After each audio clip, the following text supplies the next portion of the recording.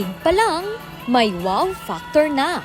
Sila ang 25 naggagandahang binibini mula sa iba't ibang bayan at lungsod ng Pangasinan na maglalaban para sa korona ng Limgas na Pangasinan 2023. We want to showcase who the province is, how beautiful the province is, and what can the province do as a great province in our nation. Competition within the province, yet we all consider you as winners already. Tema at inspirasyon ng pageant, ang prinsesang si Orduha na tinaguriang Warrior Queen of Pangasinan. Pageants like Limgas serve as a celebration of diversity and inclusivity, which is timely because our theme for this month is Women's Month. Beauty pageants provide a platform for women to develop their character and showcase their talent and intelligence. Not only that, it will give our towns and our province the opportunity to showcase our culture and heritage. And I believe that Miss Drag is an amazing platform to help my community because we women are very strong, we are wise, and we are very kind-hearted.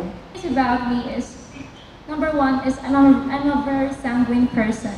So, 15 minutes na makausap ko si Governor ng Camila, i-brought up ko siya sa kanya yung topic about sa youth na teenage pregnancy. Gaya ni Orduha, matapang na sinagot ng mga kandidata ang mga katanungan mula sa media. Successful time management using, especially right now, I'm a student and joining a beauty pageant. Ayon sa First Lady na siya ring tumayong chairman ng pageant, 2 sa mag-uuwi ng mga korona ay direkta ng magiging kinatawan ng probinsya sa dalawang national pageant. Kathleen Alchaberga, 22, Alameda City! For the first time in history, the provincial government of Pangasinan has partnered with Miss World Philippines organization, providing our Limgas winners the opportunity to automatically compete at the national level and hopefully, God willing,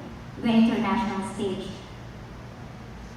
More particularly, 2 of the major titles this year's Limgas will be crowned as Limgas World and Limgas Grand International. Ang Grand Coronation Night ng Limgas na Pangasinan 2023 ay gaganapin sa April 29.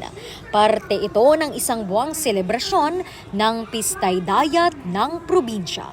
Randy Guzman para sa Luzon Headlines.